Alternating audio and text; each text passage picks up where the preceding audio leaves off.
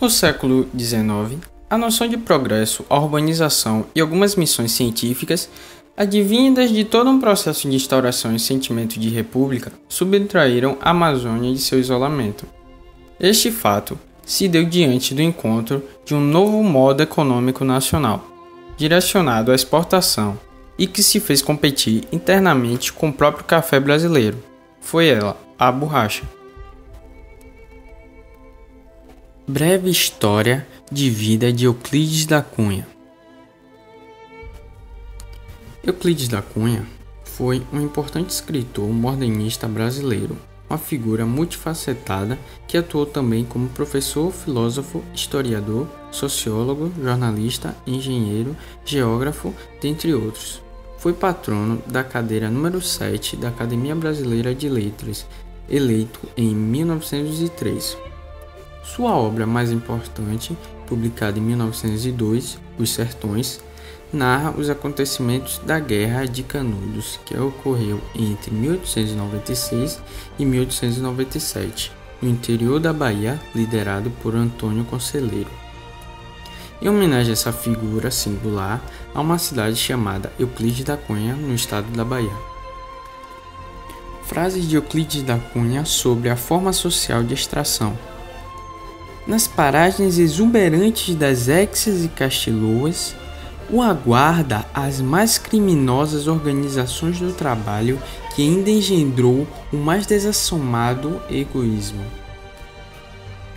Na passagem do século XIX para o século XX, a economia brasileira continuava a se apoiar nas atividades agroexportadoras, cuja principal fonte de riqueza era o café. Cerca de 75% de toda a produção mundial tinha origem nos cafezais brasileiros. Nesse período, o Brasil respondia por 90% de toda a produção mundial de látex, e o produto chegou a representar 40% das exportações brasileiras. Essa riqueza, quase toda concentrada na mão dos seringalistas, poderosos proprietários de amplas áreas de mata nos estados do Pará e do Amazonas, onde havia seringais nativos. Porém, os trabalhadores, na maior parte nordestinos, que fugiam das secas, conhecidos como seringueiros, viviam em condições bem precárias, morando em acampamentos isolados e dependendo totalmente do armazém dos seringalistas para comprar alimentos, remédios, armas, munição, facas, etc. Os preços cobrados nesses armazéns eram altíssimos, contrastando com os baixos salários pagos aos seringueiros, que para sobreviver acabavam se endividando. A dívida contraída nos armazéns criavam assim uma realidade de trabalho informal, no qual o seringueiro era obrigado a trabalhar para pagar suas dívidas, que não paravam de crescer, perpetuando sua ligação com os seringalistas, que caso tentasse abandonar o trabalho, era caçado e capturado como um criminoso fugitivo. Nesse período, os seringueiros passavam vários meses embrenhados nas florestas, tendo contato apenas com comerciantes que, em troca da borracha, lhes forneciam as mercadorias de subsistência.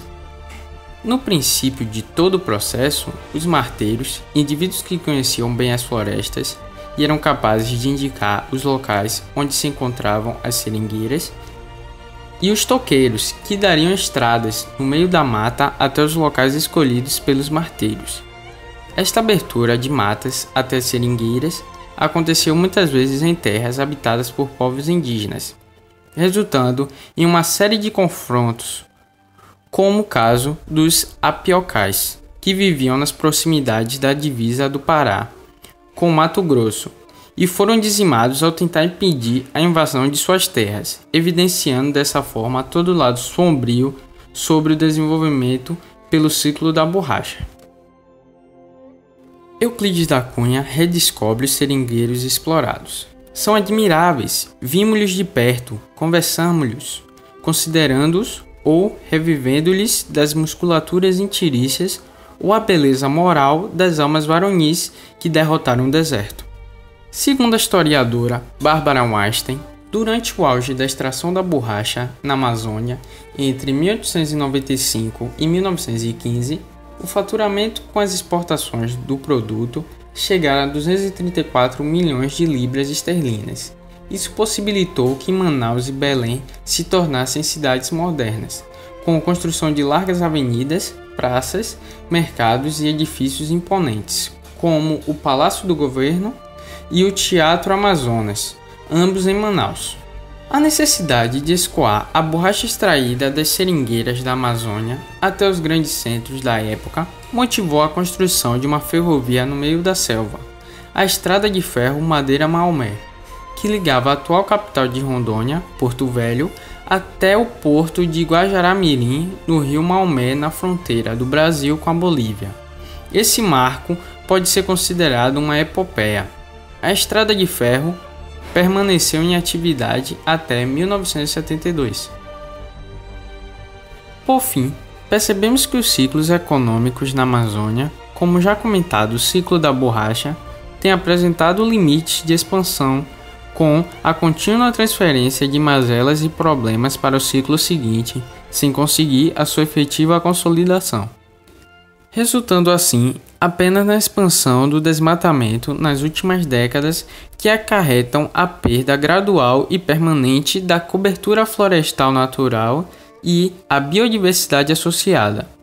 Há um aumento também de queimadas em áreas de várzea e guapó, causando danos irreparáveis também à biodiversidade aquática, uma vez que as florestas inundáveis, que servem de refúgio e área de alimentação para muitas espécies, durante as cheias deixam de existir.